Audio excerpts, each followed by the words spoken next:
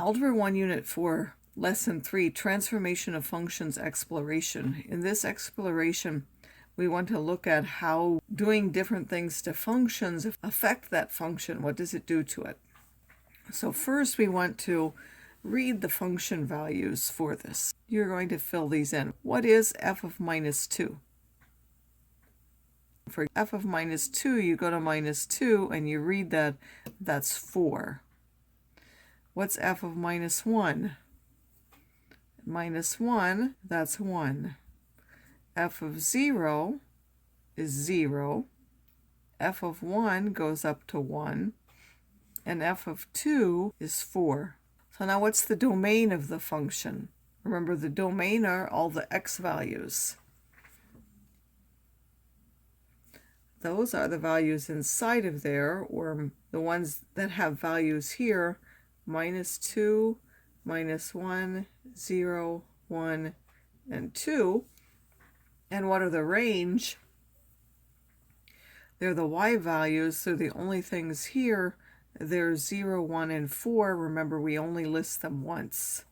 Or if you look here, as you go across, you're at 0, you're at 1, and you're at 4.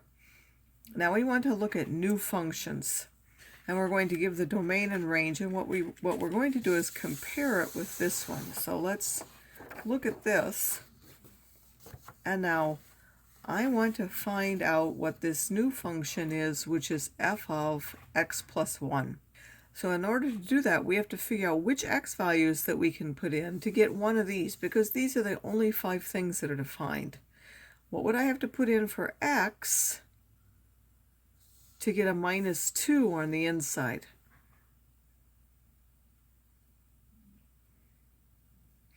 Well, I would have to put minus 3, right? Because minus 3 plus 1 is minus 2.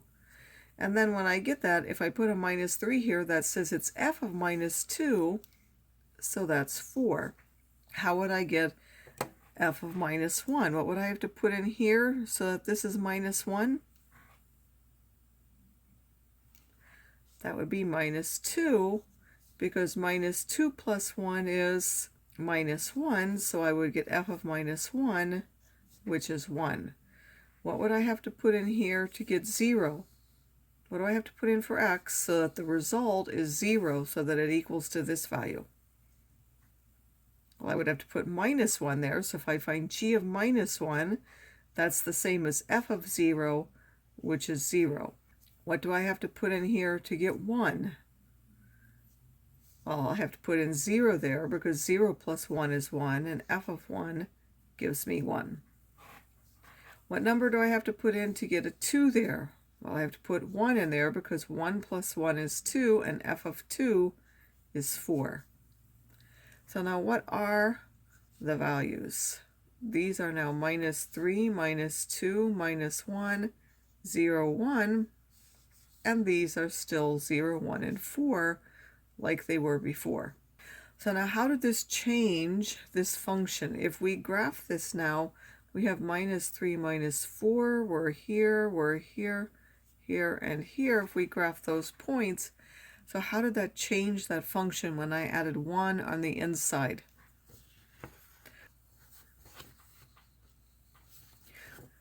First of all, when we added the 1 in there, did it change the domain? Yes. Did it change the range? No. So when we put something inside the function, it changed the x's, it changed the domain, it did not change the range. And how did it change them? Well, it moved each one of these how? It shifted 1 to the left. Now you're going to do something similar for this one. You need to figure out which x values you would put in there to get like minus 2. What would you have to put in there to get f of minus 2? So if you put 1 in there, right? If you put in 1, 1 minus 3 is minus 2, and f of minus 2 is 4. Then you're going to complete this, and you'll describe this as this. Again, this one changed. This one did not change. In fact, the y's didn't change, the x's did. Okay, now we're going to look at this one. Again, we always have to keep these 5 values in mind.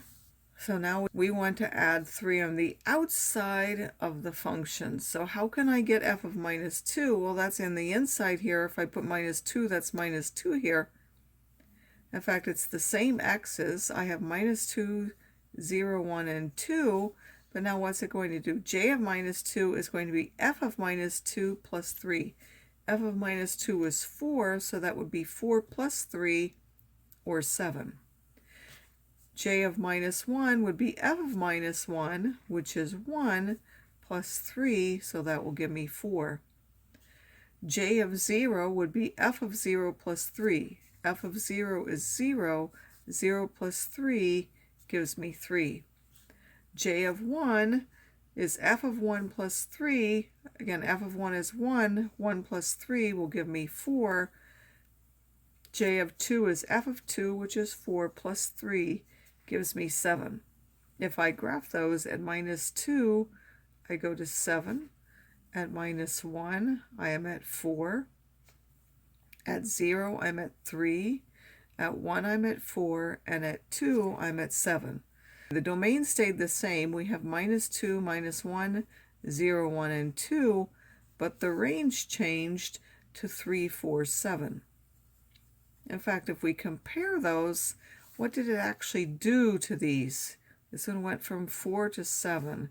This one went from 1 to 4. This one from 0 to 3. What happened to each one of those?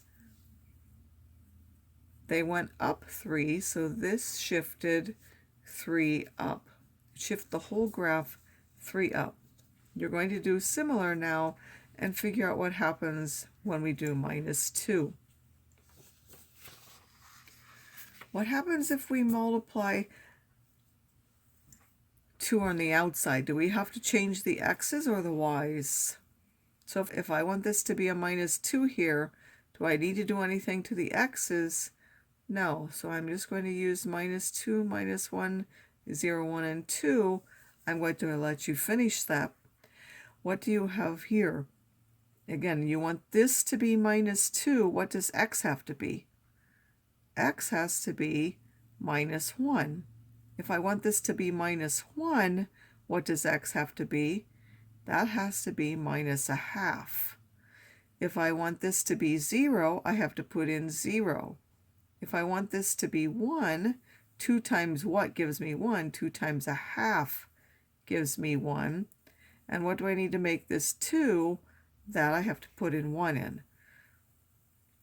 So now n of minus 1 will be f of minus 2, which is 4, and so on. So I want you to complete graphing these. I want you to write the domain and range and then try to describe what happens to the graph.